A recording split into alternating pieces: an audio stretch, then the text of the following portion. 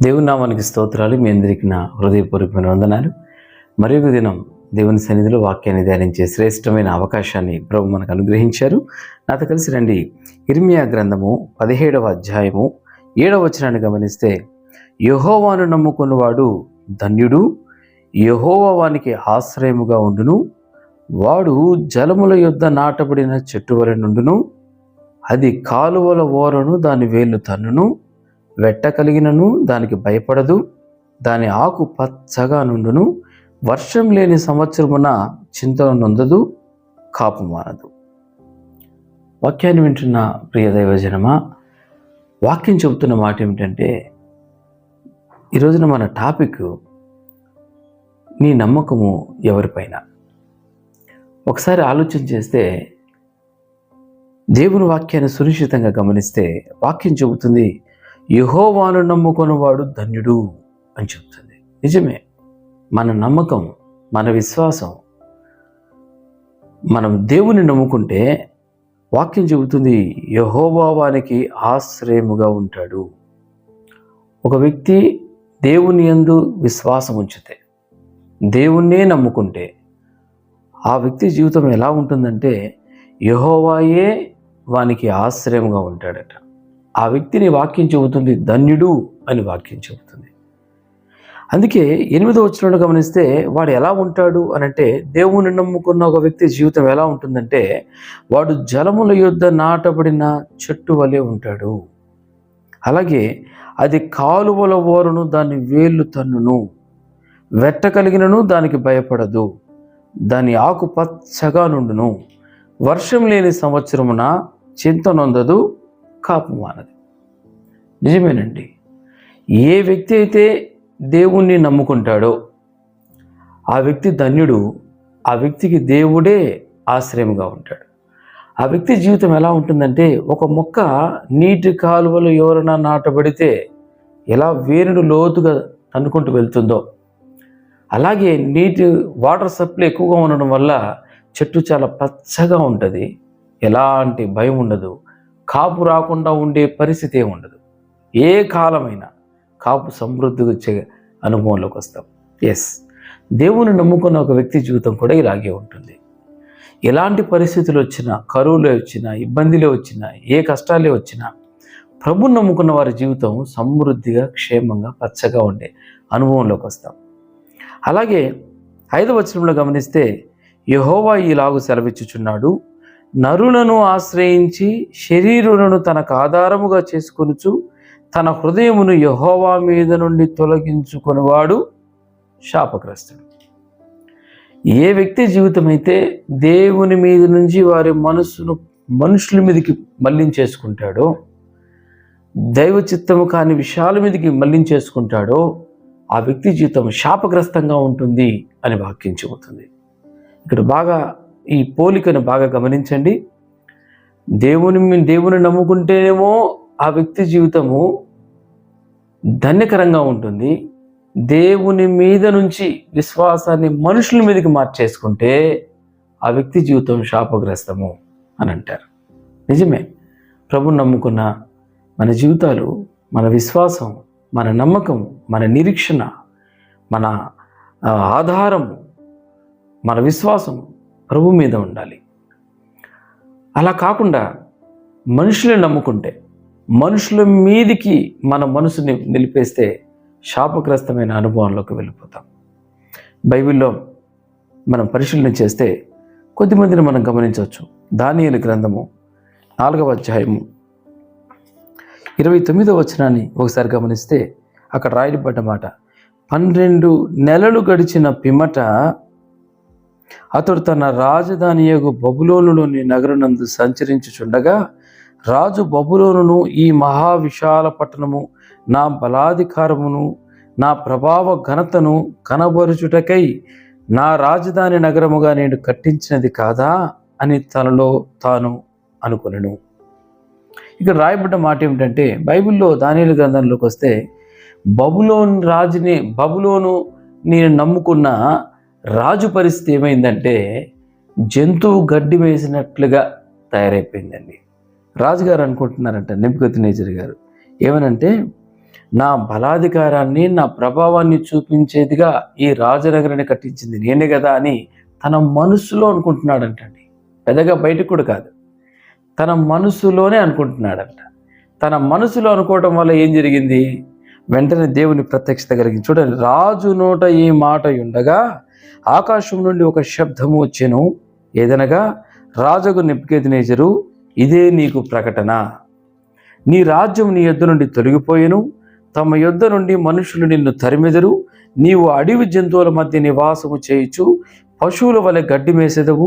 సర్వోన్నతుడుకు దేవుని మానవుల రాజ్యమైన అధికారి అయ్యుండి తానెవరికి దాన్ని అనుగ్రహింప నిశ్చయించునో వానికి అనుగ్రహించినని నీవు తెలుసుకొని వరకు 7 కాలములు నీకు ఇలాగు జరుగునని చెప్పాను. 33వ వచనంలోకి వస్తే, ఆ గడియలోనే అని రాయబడి ఉంది. ఆ గడియలోనే దేవుని వాక్కు ప్రత్యక్షమైన ఆ గడియలోనే అది కార్యరూపం కూడా దాల్చింది. నిజమేనండి. ఒకసారి ఆలోచన చేస్తే నెబుకద్నెజరు గారు అనుకుంటారు, నేను నా బలాన్ని బట్టి, నా అధికారాన్ని బట్టి, నా ప్రభావ ఘనతలను బట్టే కదా ఈ విశాలమైన పట్టణాన్ని నేను కట్టుకున్నాను అని మనసులో అనుకుంటుండగానే తాను అనుకున్నాడు, తన నమ్మకం ఏమిటంటే నా రాజ్యము, తన నమ్మకం ఏమిటంటే నా పట్టణము, తన నమ్మకం ఏమిటంటే నా బలము, నా అధికారము. చూసారా, రాజు యొక్క నమ్మకం ఎప్పుడైతే దేవుని మీద నుంచి అట్లా తప్పిందో దేవుని వాక్కు ప్రత్యక్షమైందండి. ఏమైంది? ఏం జరిగింది రాజుగారి పరిస్థితి అంటే, రాజ్యము ఆయన యుద్ధ నుంచి తీసివేయబడింది. మనుషులు ఆయన్ని తరిమేశారు. అడవి జంతువుల మధ్యలో నివాసం చేసే ఏర్పాటు కలిగింది. అంతేకాదు గడ్డి మేసే అనుభవంలోకి వచ్చాడండి. ఈ రోజున దేవుని వాక్యాన్ని వింటున్న ప్రియ దైవ జన్మ, దేవుని మీద మన నమ్మకం ఉంచకుండా మనకున్నటువంటి స్థితి మీద, మనకున్న బలం మీద, మనకున్న జ్ఞానం మీద ఎప్పుడైతే మన నమ్మకాన్ని పెంచుకుంటామో అప్పుడు మన జీవితంలో కూడా ఇలాంటి శాపగ్రస్తమైన అనుభవంలోకి వస్తాం. కాబట్టి మన జీవితంలో మనకు కలిగి ఉన్నవన్నీ కూడా కేవలం ప్రభు వల్ల కలిగాయి. దేవుడు ఇస్తేనే మనం ఈ స్థితిలో ఉన్నాం. దేవుడు మనల్ని నడిపిస్తేనే ఈ స్థితిలో ఉన్నాం. దేవుడు మనల్ని పోషిస్తేనే మనం ఈ స్థితిలో ఉన్నాం. కాబట్టి మన నమ్మిక రాజ్యం మీద వద్దు, మన నమ్మిక మన జ్ఞానం మీద, ప్రభావం మీద వద్దు, మన నమ్మిక మన అధికారం మీద వద్దు. ఏ వ్యక్తి జీవితం అయితే వాటిని నమ్ముకుంటాడో ఆ వ్యక్తి జీవితము నాశనానికి అప్పగించబడే పరిస్థితికి వస్తుందండి. నిజమే.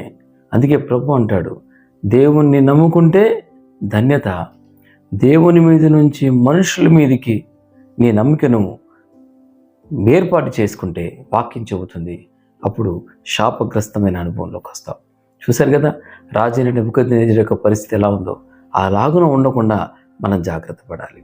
అలాగే లూకా సువార్త 12వ అధ్యాయము 15వ వచనం నుంచి చదువుకుంటూ వస్తే అక్కడ రాయబడ్డ మాట, మరియు ఆయన వారితో, మీరు ఏ విధమైన లోపమునకు ఎడమేయక జాగ్రత్త పడి ఒకని కలిమి విస్తరించుట వాని జీవమునకు మూలము కాదు అని చెప్పుకుంటూ వచ్చాడు.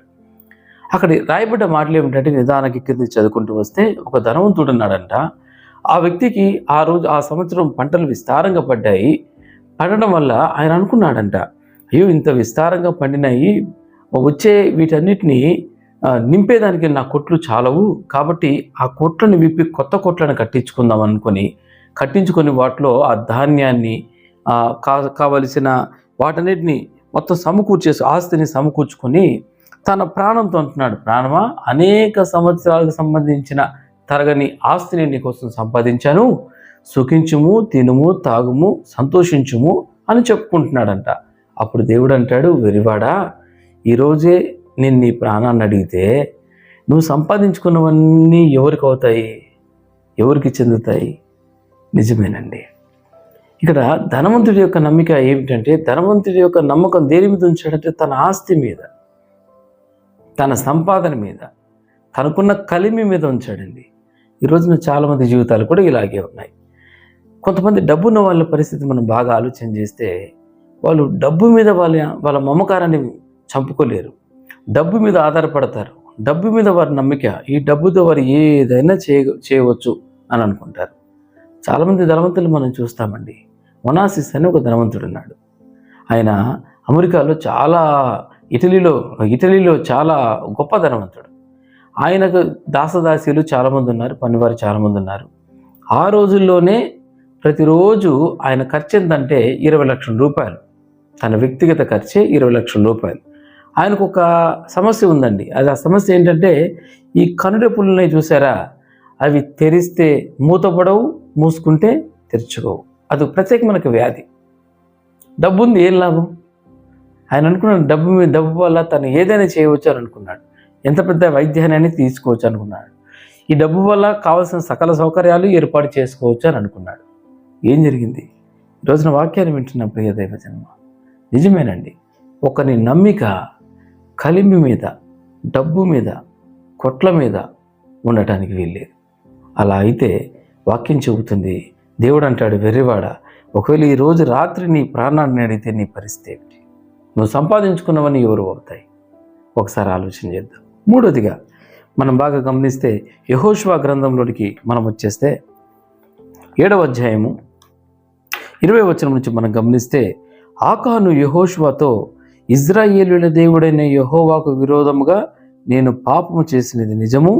దోపుడు సొమ్ములో ఒక మంచి షీనారు పై వస్త్రమును, 200 తురముల వెండిని, 50 తురముల ఎత్తుగల ఒక బంగారు కమ్మిని నేను చూచి వాటిని ఆశించి తీసుకుంటుని, అదుగో నా డేరా మధ్య అవి భూమిలో దాచబడి ఉన్నవి, ఆ వెండి దాని కింద ఉన్నదని ఉత్తరమిచ్చి తాను చేసినదంతయు ఒప్పుకొనేను. ఇక రాయబడిన మాటను గమనిస్తే, బంగారం మీద నమ్మిక ఉంచిన ఒక వ్యక్తి జీవితాన్ని మనం గమనించవచ్చు. నిజమే, యెరికో పట్టణాన్ని స్వాధీనపరుచుకున్న తర్వాత ప్రభు ఒక మాట చెప్పాడు. ఏమిటంటే, ఈ ప్రాంతంలో ఉన్నదంతా నీకు శాపగ్రస్తమైన అనుభవాలు ఉన్నాయి, కాబట్టి ఇందులో ఉన్నది ఏది మీరు ఆశించొద్దు, ఉన్న వాటన్నిటిని కాల్ చేయండి, ఏది మీరు తీసుకుని వెళ్ళొద్దు మీ ఇంటికి అని అంటే, ఒక వ్యక్తి చేసిన పని ఏమిటంటే, ఆ వ్యక్తి పేరు ఆకాను. ఈ వ్యక్తి చేసిన పని ఏమిటంటే, షీనారు పై వస్త్రాన్ని, ఒక బంగారు కమ్మీని, తర్వాత వెండిని తీసుకొని వచ్చాడు. ఎవరికి తెలియదు, తీసుకొచ్చి డేరా కింద దాచిపెట్టేసుకున్నాడు. ఆ రోజు నుంచి ఇజ్రాయేళ్ళకి అందరికీ గొప్ప అపజయం కలిగింది. ఏంటబ్బా అనేసి వాళ్ళు ఏడ్చి, యెహోషువ గారు అక్కడున్న ప్రజలందరూ కూడా దేవుని సన్నిధిని ఏడ్చి ప్రలాపించి, ఎందుకు ప్రభు అనంటే దేవుని వాక్కు ప్రత్యక్షమైంది.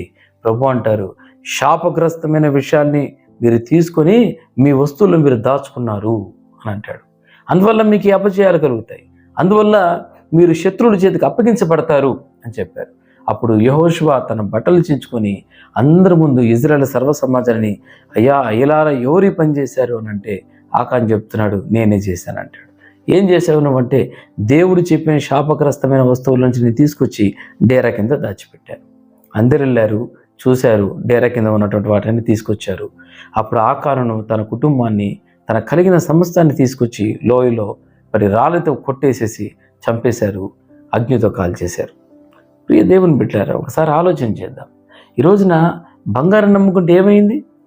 వారి జీవితం నాశనానికి అప్పగించబడింది. అందుకే ప్రభు అంటాడు, దేవుని మీద నుండి నీ నమ్మికను శరీర సంబంధమైన విషయాల మీద ఉంచితే ఆ వ్యక్తి జీవితం శాపగ్రస్తము అని అంటాడు.